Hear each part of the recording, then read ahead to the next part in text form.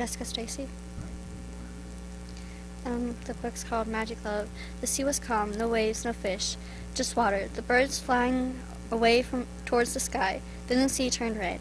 I was standing there, looking at its huge eyes staring at me. He was sitting on the cliff. I started heading towards him. He turned towards me when my foot first hit the ground, and quickly grabbed his sword as he ran towards me. He looked like he was ready to kill another monster, and stopped when his sword just barely touched me. He quickly looked down with a small frown on his face and a watered eye. My heart skipped a beat. After a few seconds of silence, where we just looked at each other, I said, "It's okay." "What's your name?" I asked him. He said nothing. "My name is Teresa." He nodded his head, reaching for my hand to ask, "Where do you live?" My body froze. I just stood there watching him.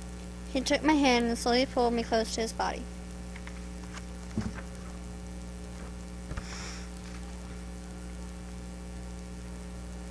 "I will escort you to your home." When he said that, I looked up into his eyes. "I have to go home." He grabbed my arm when I tried to run home. "Wait, it's too dangerous," he said with a strong, husky voice. I have to go, I said. "Then let me take you," he said in a voice like an angel. He asked where I lived again, and when I didn't reply, he yanked me closer with a tight hold on my arm. I said, near the meadow." As soon as I said that, we heard a howl just a few feet away from us. He quickly grabbed his sword. The werewolf yanked towards him. That's when I saw my chance to run. When I reached the end of the woods line, I looked back. I didn't know why, but I wanted to run back into his arms. The feel in his chest and warmth. I wanted to go back to him to see if he was okay, but I couldn't. My mom saw me. She had a weird kind of look on her face and dragged me to our home. I did not sleep much that night, remembering the night my father died.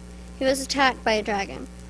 There was no body, but there was fire and ashes. The morning sun was rising, and I was already out of the house, just a few feet in the woodline. He was sitting there. His brown hair was shining in the sun. I ran to him. His brown eyes looked right into mine. His belt was sitting on his waist, and his shirt was ripped to shreds. I pursued from the werewolf. Only when I came closer, I noticed that his shoulder was bleeding. I quickly ripped my sleeve off my dress. I kneeled down and took my sleeve and wrapped it around his arm. "Are you okay?" I said without wanting to.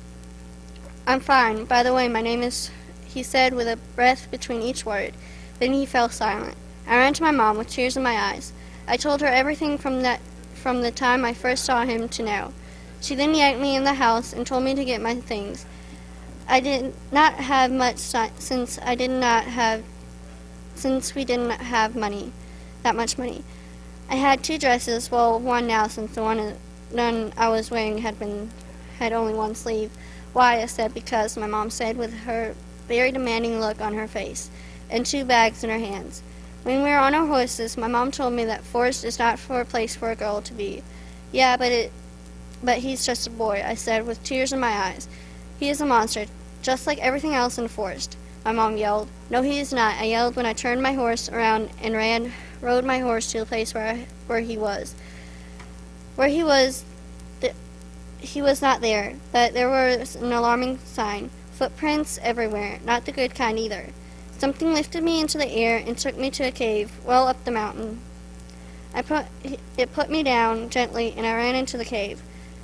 I saw a glowing light at the foot of the cave. Then I saw the boy entering the cave. I had a puzzled look on my face. He sat down on the floor of the cave and lit the fire with his breath. That's when he heard people outside the cave. He transformed and grabbed me and flew out of the cave with one flip of his wings. After a few hours of flying, he told me his name was Logan. A small smile lit my face. We soared above the clouds.